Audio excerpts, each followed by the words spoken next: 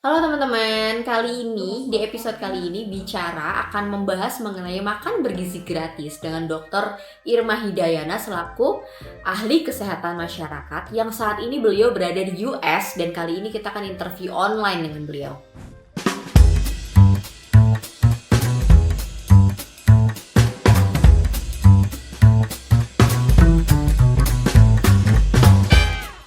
Nah, seperti yang diketahui ini kan saat ini kan program makan bergizi gratis cukup jadi sorotan ya Bu di Indonesia nih, karena program yang digagas langsung oleh Bapak Presiden kita Prabowo Subianto sebagai langkah strategis untuk meningkatkan kualitas gizi masyarakat, khususnya dalam case ini bagi anak-anak dan para ibu di Indonesia.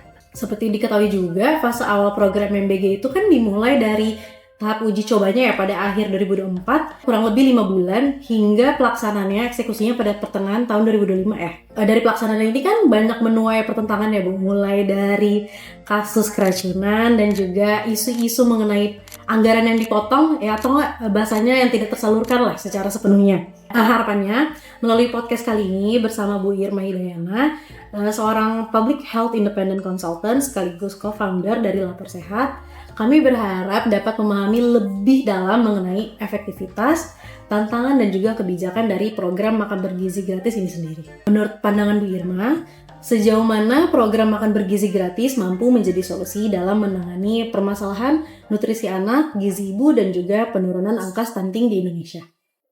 Sebenarnya kalau menurut saya programnya sendiri ya, program makan siang itu kan itu cukup, menurut saya nggak ada salahnya, cukup bagus. Yang menjadi masalah kan sekarang kita disuguhi oleh fakta atau evidence bahwa banyak sekali masalah keracunan ya. Masalahnya tuh banyak sekali, mulai dari tata kelola, soal loopholes KKN, lubang korupsi anggaran dan lain sebagainya. Dan kalau menurut saya sendiri, fokus saya ke sisi public health dan gizinya ya, gizi untuk penerima manfaatnya, termasuk ibu, anak, dan juga para remaja ya gitu.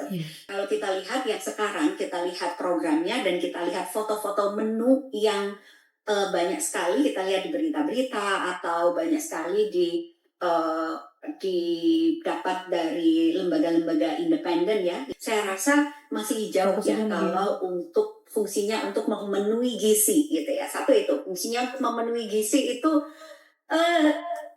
minimal mungkin bisa, tetapi gizi yang seperti apa? Saya yakin Pak Prabowo memiliki tujuan yang lebih dari itu. Meningkatkan status gizi itu kan tujuannya supaya manusia itu lebih produktif ya. Bagaimana cara meningkatkan status gizi? Kementerian Kesehatan itu sudah punya rekomendasi isi piringku gitu ya, bahwa makanan itu harus ada sayurnya, bahwa makanan itu sayur mayur, protein, karbohidrat, buah, itu semua tuh harus lengkap gitu.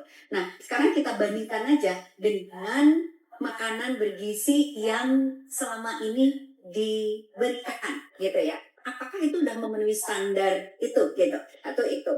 Yang kedua adalah untuk melihat kasus keracunan, jangan memenuhi standar, justru malah merugikan gitu ya. Malah merugikan, malah membuat anak-anak sakit. Satu itu.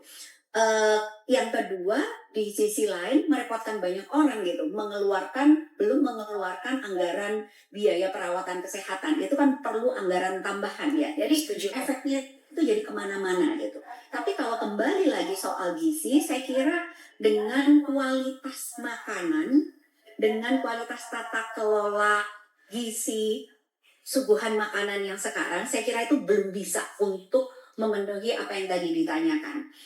Yang perlu saya sampaikan di sini bahwa untuk mengatasi stunting itu memang dimulai sejak ibu hamil ya, memastikan bahwa ibu itu mendapatkan gizi yang cukup supaya nutrisinya itu mampu untuk memenuhi standar minimal nutrisi buat si ibu sendiri yang sedang mengandung dan juga buat janin utamanya.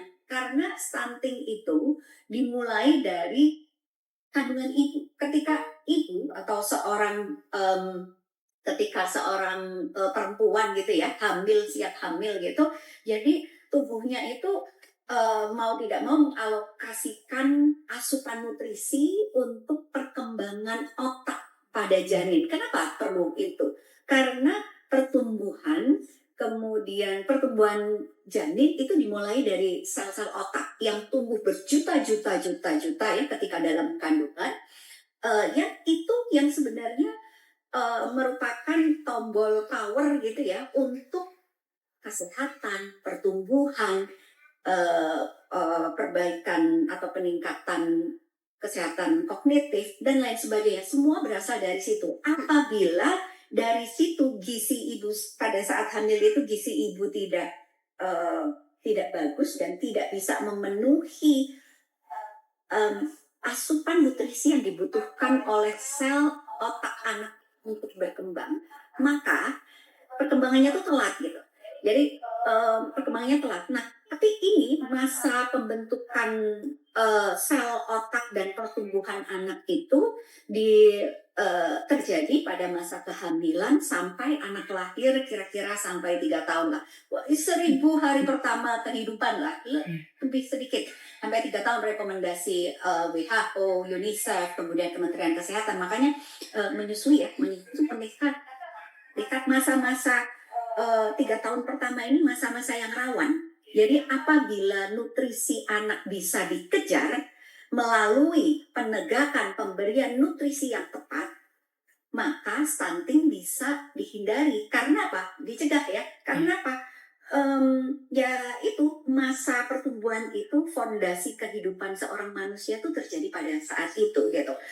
Keluar dari window ini udah nggak bisa lagi Mbak. Begitu anak udah kekurangan gizi pada saat hamil, pada saat bayi lahir, itu banyak penelitian ya yang menunjukkan bahwa pada saat di dalam kandungan ibu itu otak bayi itu beratnya kurang dari 500 gram, kurang dari miligram ya. Kemudian pada saat lahir hingga anak usia sekitar 1 tahun itu masa otaknya itu sudah 80% dari masa otak ketika kita udah jadi orang dewasa. Artinya apa?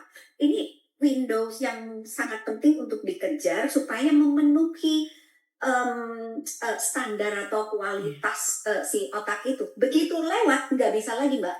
Ya jadi kalau nggak bisa dikejar lagi karena ya udah dia akan tumbuh dengan sel yang seperti itu meskipun dia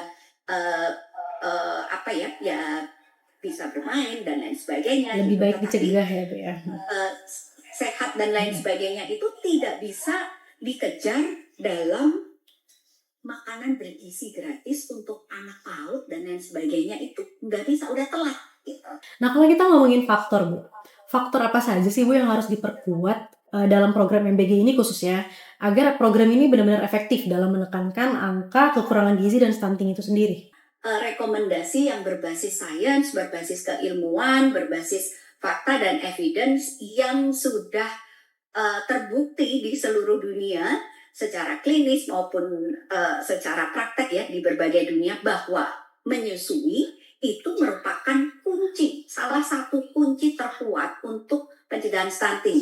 Kita kan sudah punya rekomendasi ya, Kemenkes sudah merekomendasikan ibu hamil diberikan edukasi menyusui. Kemudian begitu melahirkan menyusui melakukan IMD. IMD itu begitu bayinya lahir langsung ditaruh di atas tubuh ibu, nanti bayinya tuh merangkak dan kemudian mencari puting susu ibu. Itu kayak ya binatang mamalia, dia nggak ada yang ngajarin, nggak ada apa, otomatis dia akan merangkak mencari puting susu ibu dan dia akan mendapatkan kolesterol. Yang itu akan membentuk antibodi bayi supaya kuat, sehat, tahan banting dari infeksi atau penyakit gitu ya. Nah setelah itu menyusui secara eksklusif, dilanjutkan menyusui hingga 2 tahun atau lebih didampingi dengan pemberian makanan pendamping air susu ibu. Jadi yang makanannya pun jangan makanan ultra proses, jangan makanan kemasan, tetapi makanan bahan pangan lokal, yang asli gitu ya, bahan pangan yang asli, alami, lokal, yang dimasak oleh keluarga gitu. Kurang lebih itu rekomendasinya dari Kemenkes yang selaras dengan rekomendasi WHO, UNICEF dan lembaga-lembaga kesehatan dunia lainnya. Nah harusnya program ini tuh dimantapkan juga gitu. Iya, Harus setuju. digarisbawahi sembari memberikan makanan bergizi lokal gitu ya. Itu untuk memenuhi gizi untuk pencegahan stunting. Nah, kemudian kalau untuk pemenuhan Masalah gizi, gizi yang lainnya, yang gizi umum saya kira kembali lagi kita tuh udah punya guideline. Kenapa kok kita nggak menggunakan itu gitu? Masalah gizi satu hal, harusnya kita punya ahli gizi masyarakat yang bisa fokus dalam memberikan menu. Saya kira sudah ada proposalnya ya untuk itu dari masyarakat sipil dan juga dari Kemenkes itu harusnya ditindaklanjuti aja berdasarkan itu. Itu harusnya dulu. Satu itu menu yang mengandung protein seimbang ya, menu gizi seimbang ya, protein, sayur mayur, buah, karbohidrat. Nah itu tuh harus diperhatikan. Satu itu. Tetapi juga tantangannya adalah bahwa pengolahan, kemudian bagaimana mengantarkan makanan dari bahan baku sampai ke dapur, sampai diolah, kemudian ditata dan ditaruh di ompreng, dibagikan, itu juga harus dipastikan standar keamanannya. Jadi ada dua, dari sisi gizinya mesti dicek benar apakah sudah standarnya ya. memenuhi standar isi piringku. Tapi ini nggak bisa berdiri sendiri karena kita ngomongin makanan bergizi gratis yang diberikan secara massal untuk anak-anak sekolah. Jadi yang tidak pernah akan lepas dari soal gizi ketika ngomongin ini adalah soal keamanan. Jadi nutrisi dan keamanan, yaitu tadi safe handling, mulai dari hulu ke hilir, itu harus dipastikan. Karena kalau udah gizinya dari sisi menunya sudah sesuai dengan gizi seimbang, tapi penanganannya, food handlingnya itu salah, mengakibatkan adanya kontaminasi kuman, bakteri, dan lain sebagainya, membuat anak jadi sakit, keracunan, angka diarenya tinggi, dan lain sebagainya, seperti apa yang kita lihat. Jadi dari dua hal ini tuh harus diperhatikan. Kalau tidak, ya jadinya akan seperti ini gitu. Seperti yang Ibu ketahui atau yang Ibu ketahui selama ini, Bu, apakah ada petunjuk teknis atau keseragaman aturan yang mana untuk menyelesaikan atau melaksanakan produk MBG ini, Bu? Seperti kayak kualitas pangan yang mana harus seragam, seperti kemarin saya sempat lihat di DPR ada salah satu ahli gizi yang menyatakan bahwa 4 sehat 5 sempurna sudah tidak relate lagi. Tapi ternyata kan memang banyak manusia, banyak orang-orang di Indonesia juga tidak mengetahui tentang itu, Bu. Nah, ketika itu diimplementasikan kepada dapur-dapur MBG yang juga tidak tahu, bahkan mungkin kita semua juga belum tahu gitu bahwa 4 sehat 5 sempurna sudah tidak relate lagi gitu. Nah, ini bagaimana, Bu, implementasinya? Bahkan seperti yang tadi dibahas terkait UPF juga, Bu. Maksudnya ujungnya adalah tetap diperlakukan UPF sepanjang itu dari produk lokal, sepanjang yang saya tahu gitu. Nah, apakah ketika kita menggunakan produk UPF tersebut, seberapa wajar, seberapa batasan kita dapat menggunakan UPF tersebut kepada anak-anak gitu, Bu? Jadi gini, soal ultra processed food ini saya takutnya kita itu shortcut gitu ya. Mungkin ultra processed food itu kalau di Amerika atau negara-negara maju yang lainnya itu lazim ya. Orang tuh makan makanan kemasan, makanan bisa setiap hari ya. Ultra processed, sasetan gitu tuh banyak sekali. Tetapi riset sudah membuktikan bahwa produk ultra processed food ini bisa menimbulkan berbagai macam penyakit tidak menular, diabetes, obesitas, berbagai macam penyakit kardiovaskular dan lain sebagainya. Apa kita mau meniru itu? Satu itu, kita tidak mau meniru itu. Yang kedua, susu, WHO sejak tahun 2013, kemudian asosiasi dokter anak di Amerika kurang lebih pada tahun yang sama itu sudah menyatakan bahwa susu ultra proses, susu kemasan yang tampak kita lihat di ompreng makanan bergizi gratis itu tidak ada gunanya sama sekali. Itu mereka WHO loh ya yang memberikan statement, bukan saya. Itu sudah dilakukan sejak tahun 2013 rekomendasi tersebut. Artinya apa? Kita juga harusnya menghindari itu. Kita harusnya mau membaca rekomendasi keilmuan ya, untuk apakah kita memberikan susu atau tidak di dalam menu makanan bergizi gratis. Nah, yang kedua, kenapa kok itu tidak direkomendasikan? Karena susu ultra proses itu ya isinya hanya marketing aja. Selama ini itu kita malah kita itu selalu disuguhi, kita selalu diberikan informasi yang jumlahnya jauh lebih banyak dan lebih sering dan lebih besar, lebih kuat tentang bahwa susu itu sangat amat bermanfaat buat kita ambil kalsiumnya dan lain sebagainya, pertumbuhan kalsium dan lain sebagainya untuk tubuh manusia gitu. Iya, kalau diminum sesekali aja, dan sumber kalsium itu tidak hanya dari susu ultra proses itu bisa didapatkan asal kita memiliki menu yang seimbang, menu sesuai dengan anjuran gizi seimbang Kemenkes. Tidak diperlukan lagi tambahan susu. Makanya kita 4 sehat 5 sempurna, yang 5 itu sebenarnya tidak membuat sempurna, itu sudah dihilangkan. Kita aja sudah melakukan itu. Nah, dampaknya tentu saja ya apabila kita memberikan produk ultra proses di dalam makanan bergizi gratis itu, ya ingat, studi menunjukkan bahwa ada korelasi yang sangat kuat bahwa ultra processed food ini bisa menimbulkan berbagai macam penyakit tidak menular, dan ini merupakan penyakit yang menjadi problem di Indonesia dan juga negara-negara lainnya. Apakah negara menengah ke bawah ataukah negara maju, itu kita semua sekarang sedang memiliki problem itu. Karena apa? Ya karena orang-orangnya makan ultra processed food itu tadi gitu. Jadi kalau menurut saya seharusnya tidak perlu diberikan itu makanan kemasan. Nah, tapi ini tantangan ya di negara-negara maju. Tadi saya sampaikan negara-negara maju itu banyak sekali ultra processed food gitu ya. Mungkin mereka ngakalin supaya nggak basi dan lain sebagainya gitu ya. Mereka ngakalin. Tapi juga ada persoalan pengaruh industri. Mereka kerjasama dengan industri tertentu, produk makanan kemasan itu gitu, sehingga mau nggak mau mereka dapat harga lebih murah, dan misalnya mau menekan budget atau misalnya mereka bisa menggunakan anggarannya untuk hal yang lain ya. Itu satu hal yang perlu kita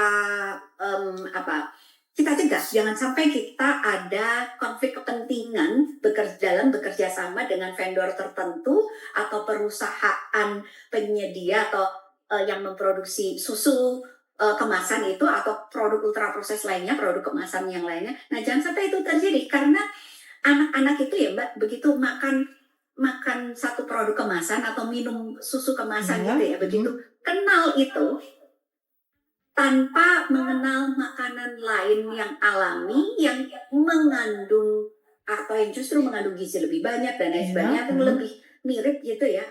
Karena mereka udah terbiasa mengunyah atau minum ultra proses minuman, mereka akan jadi biasa, mereka akan terbiasa dengan rasa itu, sehingga rasa makanan yang alami nggak mau, akibatnya mereka nggak akan balik lagi, nggak akan mau mengonsumsi makanan sehat alami gitu. Berarti pada realisasinya memang pada saat trial ahli-ahli kesehatan memang tidak dilibatkan ya Bu ya untuk alasan ini, sehingga sebenarnya risiko-risiko yang terjadi saat ini yang seharusnya memang sudah termapping pada saat trial itu juga tidak bisa terlihat ya Bu ya.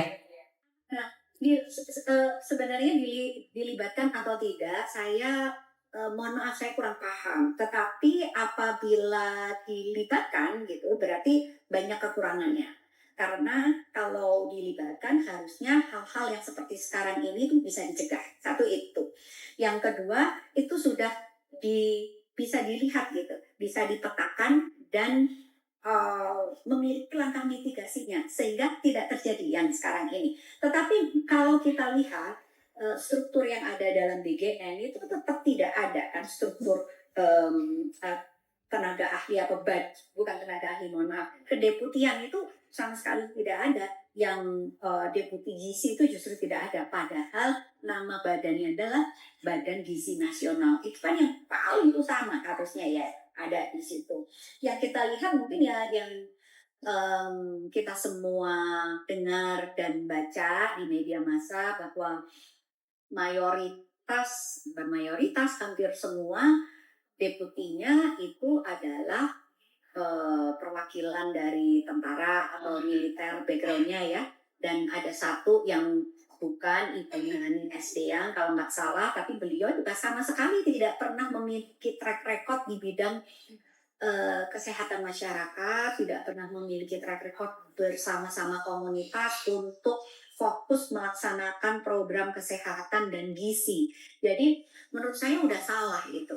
Ini satu lagi yang saya ingin singgung adalah soal pemberdayaan. Saya masih ingat dan saya baca dokumennya ya, Pak Prabowo dan Gibran itu salah satu prioritas unggulannya adalah kalau nggak salah meningkatkan kualitas SDM Indonesia, sumber daya manusia Indonesia, dan secara spesifik beliau itu menyebut bahwa di dokumen tersebut menyebut bahwa meningkatkan peran perempuan, meningkatkan perempuan, partisipasi perempuan, gitu ya. Nah, kalau familiar dengan kader-kader posyandu, kader lansia dan kader-kader yang ada di desa-desa itu, banyak ibu-ibu yang sudah dilatih untuk memasak PMT, pemberian makanan tambahan untuk bayi ya, balita gitu ya. PMT jauh lebih susah loh. Jadi makanannya harus tentu gizinya tuh diukur, mereka tahu harus mengandung sayurnya harus apa, telur, proteinnya apa segala macam. Mereka tuh tahu gizi seimbang karena mereka dilatih, di training gitu ya, dilatih oleh puskesmas, dilatih oleh dinkes untuk pemberian PMT. Iya Bu, saya setuju banget karena kan yang kita ketahui kan dari program 15.000 ini sendiri kan dipotong-potong lagi. Ada biaya sewa gedung, sewa transport dan lain-lain ya Bu, sehingga mengurangi gizinya sendiri ya Bu ya. Gitu. Bu, terakhir nih Bu, penutupan, ada nggak pesan kepada Bapak Presiden kita dan para struktural di Badan Gizi Nasional yang memang in charge dalam pelaksanaan ini? Pesan Ibu sebagai tenaga kesehatan, sebagai ahli kesehatan terhadap program ini, Bu. Pesan saya sebenarnya untuk evaluasi total gitu ya, ditunda dulu sambil evaluasi, dipercepat dengan melibatkan ahlinya. Tapi ahlinya ini tolong jangan menggunakan perspektif saya lebih kenal dengan si A, jadi saya lebih nyaman bekerja dengan si A. Jadi menurut saya itu kurang bagus. Yang menurut saya lebih bagus adalah kita udah banyak sekali mendengar pendapat para ahli ya di bidang kesehatan, di bidang gizi yang independen gitu ya, yang memang mereka tuh benar-benar dari hati nuraninya pengen berkontribusi memperbaiki, memberikan saran, kritik dan solusi, berbagai dipanggil itu semua, dilibatkan. Ya, partisipasi yang meaningful dengan melibatkan para ahli yang relevan memang di bidangnya itu harus dilakukan sesegera mungkin supaya belum terlanjur banyak kerugian, terutama kita ngomongin kerugian uang aja ya, padahal enggak, bukan hanya anggaran, tetapi kesehatan generasi kita itu sudah terancam saat ini, itu harus diperhitungkan dan tidak bisa dikarensikan, atau kalau dikarensikan dengan uang itu jumlahnya luar biasa banyak. Nah, berikutnya mesti kembali lagi refleksi dan legowo untuk melihat, menerima bahwa ini kita ada kesalahan dan mari kita berpaku pada prinsip-prinsip hak asasi manusia yang relevan dengan NBG ini, terutama hak atas kesehatan, hak tumbuh, kembang, hak hidup bagi anak-anak, di mana hak sehat itu bukan hanya sehat secara fisik, tidak sakit, tetapi juga jiwa, raga itu sehat dan gak ada sakit sama sekali, absen. Penyakit itu absen, selama diberi makanan bergizi gratis, absen. Kita harus kembali lagi ke situ, plus kembali lagi ke prinsip-prinsip etik kesehatan masyarakat. Do no harm yang paling penting. Nggak boleh program ini menimbulkan kerugian atau dampak sakit bagi penerima manfaatnya. Tidak boleh program ini menimbulkan dampak kerugian alokasi dan lain sebagainya, alokasi anggaran dan lain sebagainya. Jadi saya kira hal-hal yang bersifat fondasional ini, fundamental ini mesti juga diperhatikan pendidikan, sehingga kalau kita bisa melihat atau kita berpaku pada hal-hal yang fundamental ini, maka keluarannya kita bisa aplikasinya itu kita tidak melenceng gitu. Kita bisa menghindari keracunan-keracunan atau dampak kesehatan yang lebih buruk buat anak-anak kita. Harapannya pemantauan ini dapat dilakukan oleh seluruh masyarakat Indonesia melalui kanal MBG Watch. Teman-teman juga dapat menghubungi nomor ataupun platform yang tertera di video ini.